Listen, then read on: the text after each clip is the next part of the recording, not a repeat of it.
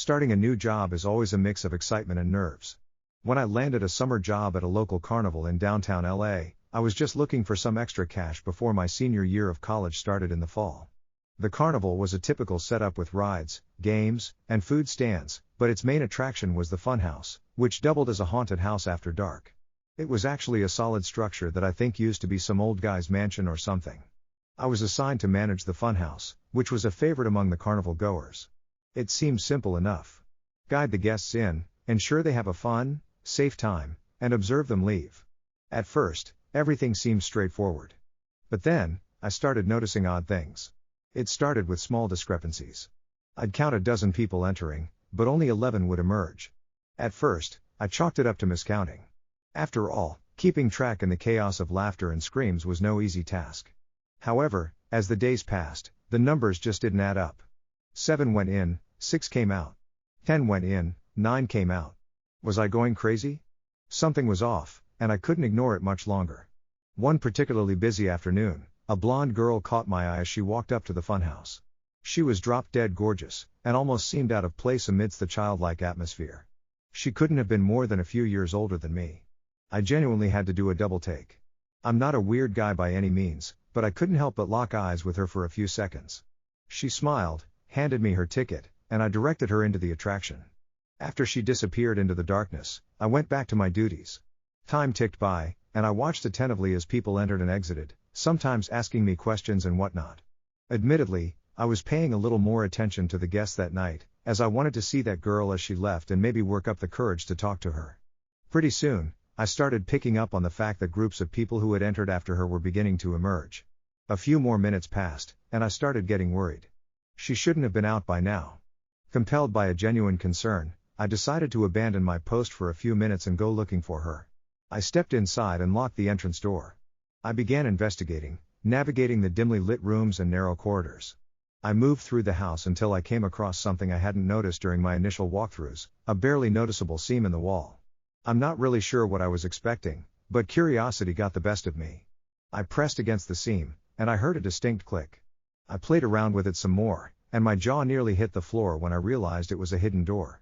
It swung open slowly, revealing a pitch-black hallway. I stood there in shock. What in the world was this doing here? I was definitely going to have a long conversation with my boss about this. I walked into the hallway with my phone's flashlight guiding the way.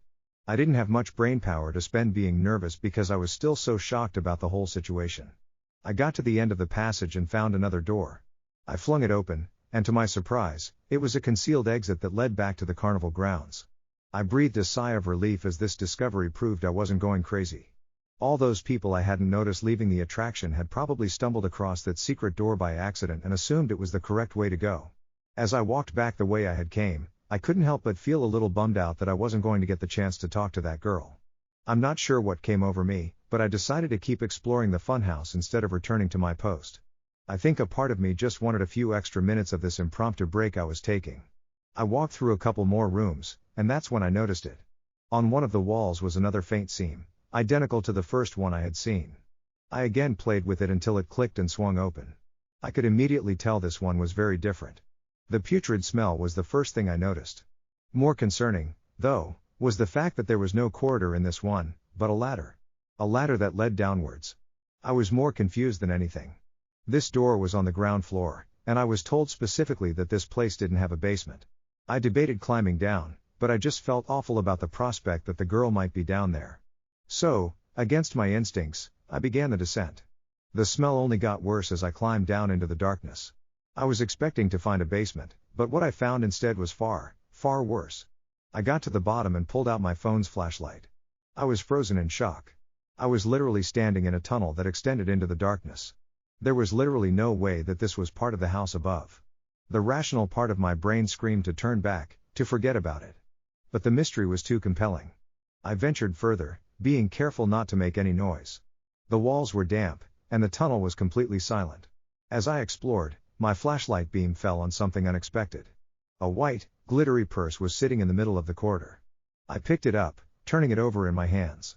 It looked familiar, and then it hit me. It was that girl's purse. I was sure of it. I started to panic. Was she really down here? I doubted there was any way a rational person could find this tunnel and not turn around, but the proof was literally in my hands. My mind started racing. Was she hurt? Lost? And then a more terrifying thought hit me. Was she alone? I didn't feel safe anymore, but I was in too deep. Violating every survival instinct I had, I yelled out into the tunnel for that girl. I waited. Nothing. I was just about to shout again when I heard the sound of rapid footsteps echoing through the tunnels. My first instinct was to run. I had every reason to believe whoever was running toward me was hostile. I turned around and bolted back to the ladder. I got halfway up and slipped, falling back to the bottom. The footsteps were basically right on top of me now. I knew I was done for. I braced myself for a fight, and then a voice rang out. A girl's voice. Her voice. She gasped, "Help me," clutching her side as if in pain. I yelled at her to climb up, but she insisted that I follow her back into the darkness for some reason. I told her there was no chance I was doing that, and basically forced her up the ladder. We got to the top, and I slammed the door shut. I asked her how in the world she ended up down there, and she couldn't really give me a straight answer. She kept saying she didn't really remember how it happened, just that she suddenly realized she was underground. She said she started hearing things moving in the dark, and that there were voices calling to her. I didn't know how to process this. I asked her if someone had guided her down there, and she said she didn't remember. The weirdest thing about her story was that she was looking at me with this blank stare that genuinely freaked me out. I basically interrogated her about why she told me to stay down there, but she didn't answer. I had had enough. I wanted to get as far away from this person as possible. I called the police, but she opted to leave the funhouse before they got there. I never saw her again. The police investigated, and what they found was actually insane. Apparently, this house had been some sort of safe house during Prohibition in the 1920s. As such, it had a bunch of secret passageways that led to a section of the underground Prohibition tunnels that hadn't been discovered. The owner claimed he had no idea about the house's history, but I was skeptical. I quit my job and got as far away from there as possible. I still have so many questions. Did the owner know about this? Was that girl almost kidnapped? Had someone knocked her out and took her down there or something? Was she part of the whole thing? I feel like there's a number of explanations for what happened to me, but all of them are equally terrifying. Ever since I was a kid, I loved carnivals, the lights, the games, the unpredictable joy of it all. I know lots of people find them weird and childish, but not me. Growing up in a small town in Indiana, it's not like there was a whole bunch to do. So whenever the carnivals would roll through town, you best believe I was spending as much time there as I possibly could. It's been over 20 years, and I still enjoy the atmosphere of a local carnival. Despite what I'm about to tell you, I think my love for carnivals is something I'll never lose. I was like 10 or 11 when this happened, and I was a kind of nerdy kid growing up. In the days leading up to the spring carnival, I found myself in the library reading up on whatever I found interesting at the time. For whatever reason, I wound up in the history section. I remember the books being literally caked in layers of dust. That's how long it had been since they were even touched. I was flipping through a book on the history of our town when a small, faded slip of paper fell out from between the pages. Confused, I leaned down to pick it up. To my pleasant surprise, it was a ticket for our local spring carnival, dated over 15 years ago. The odds of something like that happening had to be extremely low. I was ecstatic. This ticket would make a great addition to my miscellaneous collection back home. What was even cooler, though, was the fact that the date on the ticket was just 2 days away, when the carnival would certainly be in town. As I predicted, the carnival cruised into town the next morning, so I figured why not use the old ticket, just for laughs, to see what the booth attendant would say. I wanted to get it punched anyway. The next evening, I headed to the carnival with the ticket safely tucked away in my pocket. As I approached the entrance, the carnival seemed just as lively as ever. The air filled with the scent of cotton candy and popcorn. I pulled out the ticket at the gate, handing it over to the guy at the booth. His face changed the moment he saw it. He went pale, his eyes widening slightly before he masked his reaction with a forced smile. It was honestly a little creepy. Enjoy your evening," he stammered, handing me back the ticket without punching it. I was so weirded out by his reaction that I forgot to ask him to punch it. I shrugged it off, though, thinking maybe he was just new and confused about the old design of the ticket. I wandered around, played some games, and enjoyed a funnel cake. The night was perfect, but I couldn't shake the feeling that something was off. I felt eyes on me, observing. Maybe it was just paranoia. I tried to ignore it at first, but I kept noticing the carnival employees giving me weird looks.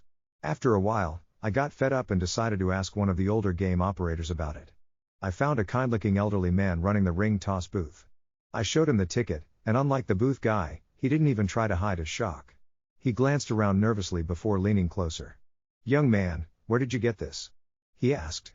After telling him where I found it, I started feeling uneasy about the whole situation. Maybe I should have just kept the ticket at home. "You found something you weren't meant to find," the old man started, his voice dropping to a whisper. "This ticket, it's part of a story that the folks around here don't talk about much. About 15 years ago, something terrible happened during the carnival, right here in this town." He paused, as if weighing whether to continue. "It was a young worker, name of Ryan, nice kid. Everybody liked him. He was responsible for one of the rides, I can't remember which.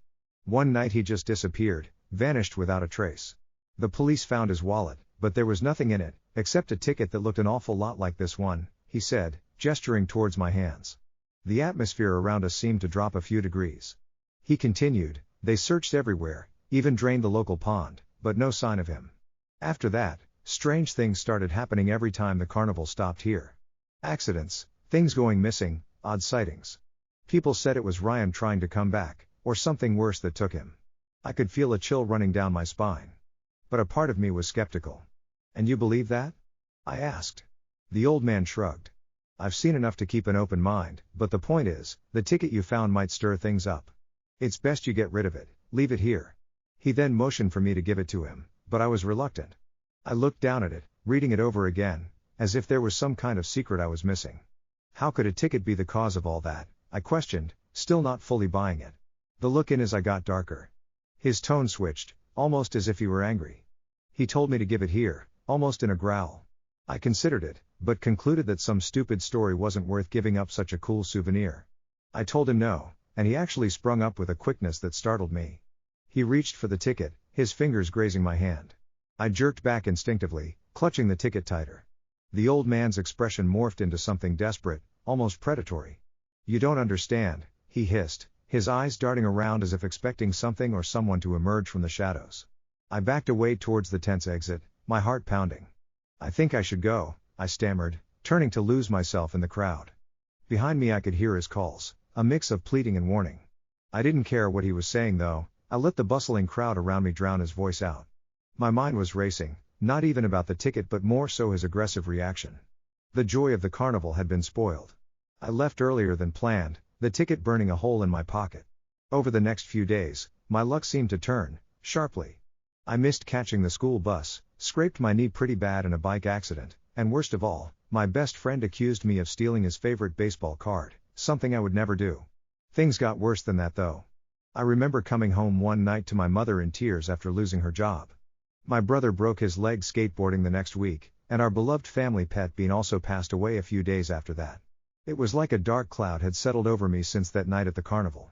I couldn't help but remember the old man's warning about the ticket stirring things up. It seemed ridiculous, but then again, so was the string of bad luck that followed me. My dad laughed when I told him about my theory. He told me that there was no such thing as ghosts, and that I shouldn't be so superstitious. One rainy afternoon after school, after a particularly tough day where I had forgotten my lunch and had to go hungry, I pulled the ticket out. I stared at it, this small piece of paper that had brought nothing but trouble. Feeling a mix of anger and fear, I decided I had had enough. I grabbed my raincoat and boots and trudged out to the creek that ran behind our house. My heart felt like it was pounding out of my chest as the rain soaked through my hair. Standing at the creek's edge, I took one last look at the ticket before tearing it into tiny pieces and watching them get swept up by the current. It's just a piece of paper, I thought.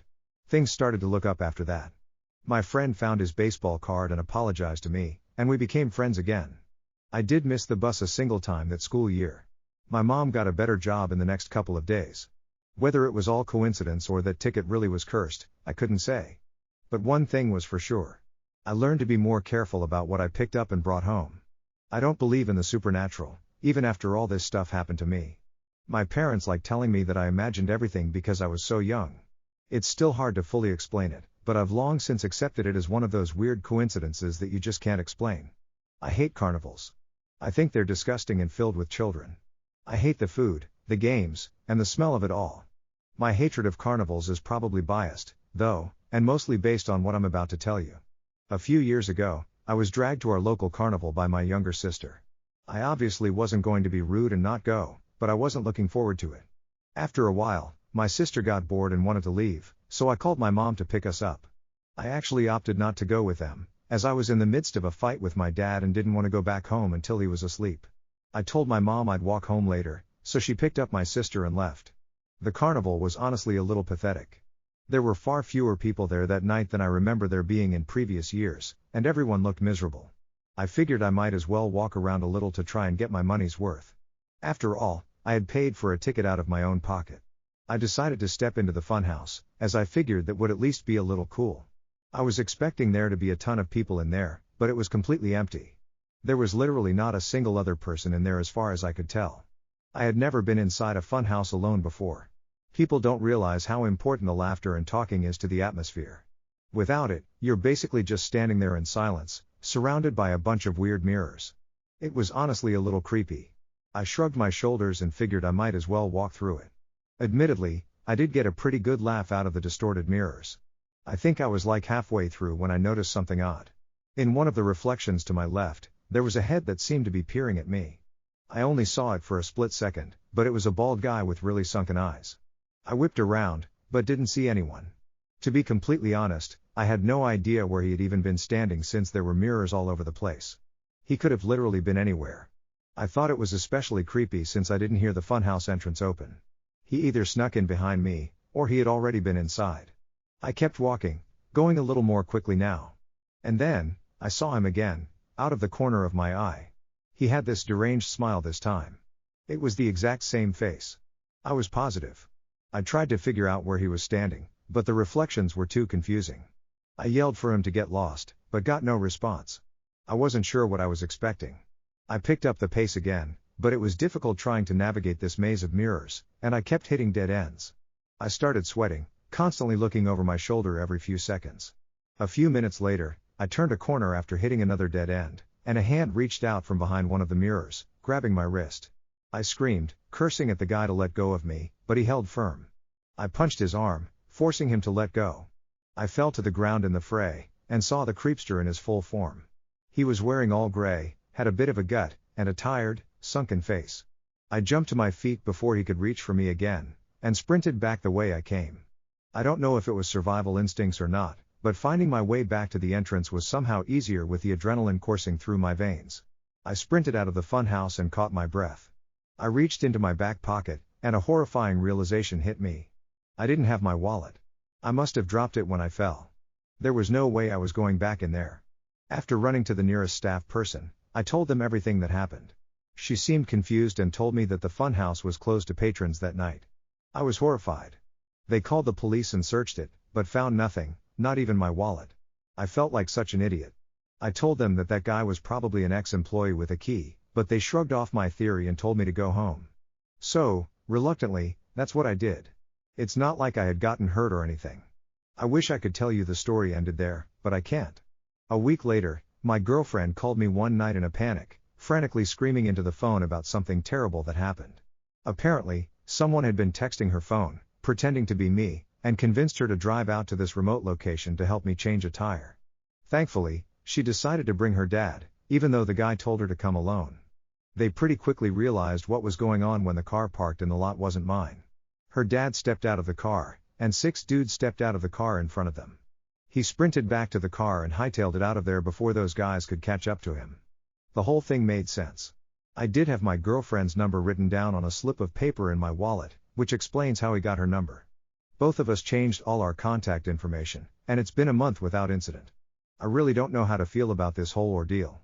I think I'm just going to try to block the memory out of my head.